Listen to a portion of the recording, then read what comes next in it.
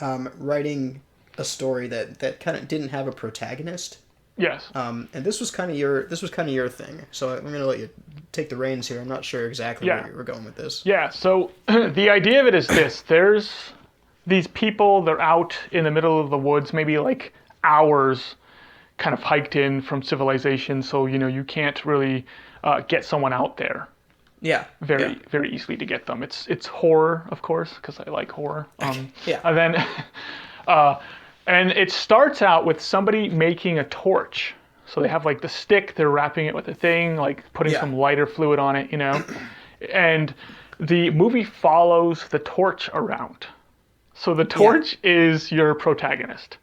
Okay. And the characters surrounding it are all kind of like just basically that. They're just orbiting the torch. So whoever is holding or carrying this thing is who we're kind of focusing on. Yeah. And the idea of it is just that, like, if you go into any writing class, they're always going to tell you, don't reinvent the wheel. Just follow the format. Don't do things like so different where you're, like that's just not going to work. So this shouldn't work. Right. Where you don't have a human protagonist and you're constantly switching out which character you're following and who you're invested in. Yeah. But we're going to see if we can make it work. So Yeah. the tricky thing is that once nighttime falls, a monster comes, some Sasquatch-like monster comes. Okay. Yeah. And is now hunting these people. But this thing doesn't like lights. It doesn't like bright lights.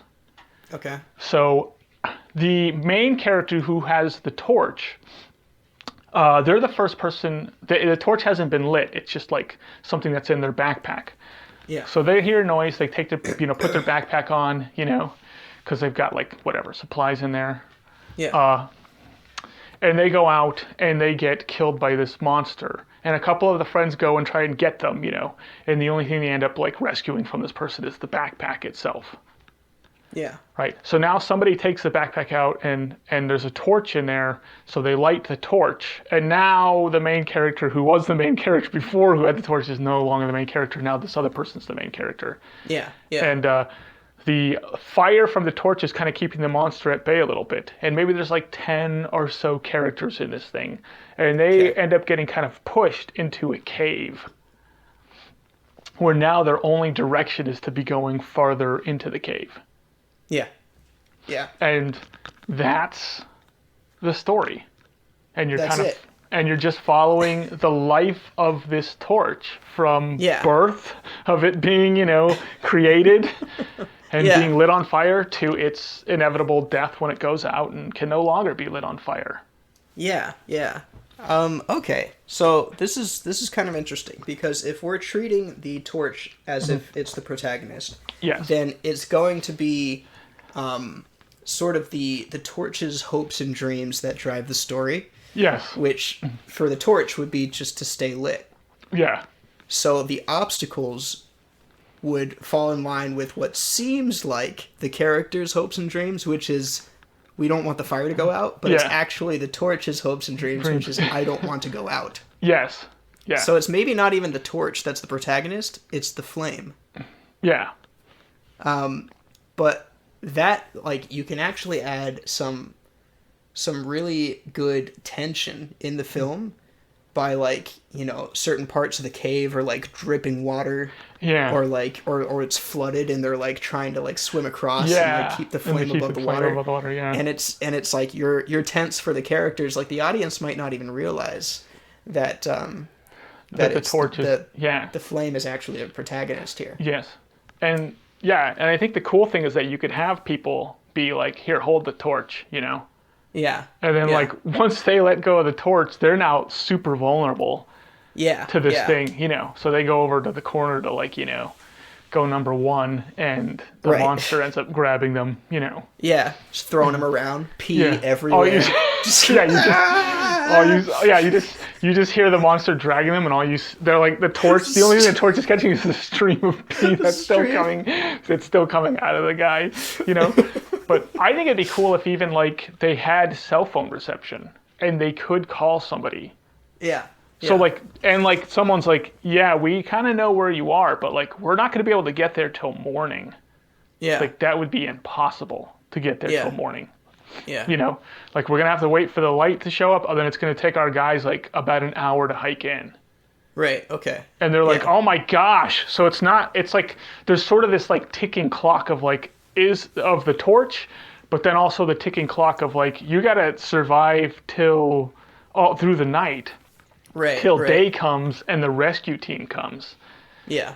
You know, to rescue you from this potential like monster that doesn't really like the light a whole lot, you know? That could have kind of like a real kind of tense ending too, because it's like if they're in the cave, and there's daylight now, and it's like, oh, like we're so close to like being rescued and being out in the light, but we're stuck in the cave still. Yeah. So like they're trying to get out of the cave now, and the monster's still chasing them. Yeah. Oh man. So our flame. Yes. I guess what okay, I have what I think might be like kind of a good climax and resolution for the flame. Mm-hmm. But I'm not sure if they kind of like create this like barrier of whatever straw and tinder and all that, and then they light it, and now it's just like turns into this big giant flame. Yeah. So like it kind of separates them from the monster, and now like the monster's stuck behind this like wall of fire. Yeah. And they're able to escape out into the sunlight.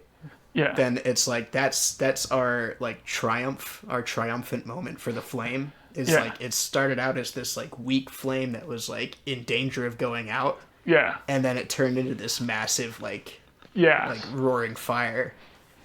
And then it was able to like kind of protect itself. Yeah. It's like that's kind of, I mean, I don't know if that's like if that's the way that you would want to take it, but like I think that's kind of a good resolution for our protagonist. I think it'd be kind of cool, you know. I think it'd be cool if like you know, if the thing's pushing him into the cave, and then by the time they get to that kind of the end of this cave system, there's just like, you know, bones and stuff like that of animals, and maybe some human bones in there, and they realize like, oh, this is its den, and it was intentionally pushing us in here. Yeah. You know? Then then they're using like whatever they can find in there to like light and like kind of create that like thing of fire, so they can like try and like escape past it and now run back out the other way. You could not have any of them survive though. Yeah. And just like end it where footage. Like one of them's kind of like out, like, you know, they're outside. And like the torch, you know, the torch is like completely gone out. You know what I mean? Yeah. And then like they're like running for the exit, and you can kind of see the exit. And then like they get grabbed, drop the thing, and the torch makes it out into the daylight. Rolls out into the daylight. Yay! And the torch is safe, but it's out. Yeah. You know, and everyone else is gone. And like, you know, but it's almost like symbolizes like, you know, the movie starts with the torch being made, and the movie ends with the torch going out. And and you know, like your characters are introduced with the torch, and your characters are all killed off with the torch as well. Yeah. You know, you could do that if you wanted to, which I think would be interesting. Yeah. You know. Yeah. That the torch is actually the torch is the thing you're following, you know. Yeah.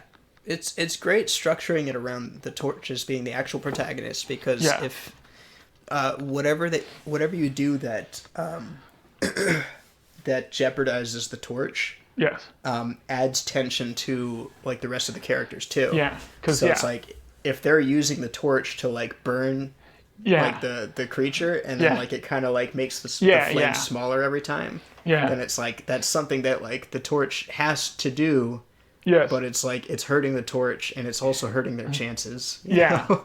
Yeah. And it would give you the opportunity to have some interesting like shots too, just camera shots where like if the monster like hits the torch out of someone's hand, then like it lands in the foreground, and there's like the torch like right in the foreground, and then like the stuff's still going on in the background until like someone runs up and grabs the torch. Yeah. And you have and you have like a different character like wielding the torch almost at every single like kind of crazy intersection. Like maybe somebody's got the torch, and then they go through the water, like you said, where they're like, like neck deep in water, and someone's like, I'm a good swimmer, Yeah. and Yeah. they're now they have the torch, Yeah. and it's almost like, well, now you're definitely going to be safe, but Yeah. this other person we were following for 5 or 10 minutes that we kind of Yeah. have grown to like a little bit, they might be dead Yeah. by the time we Yeah. get through the water, and yeah, just that idea, like, the dripping.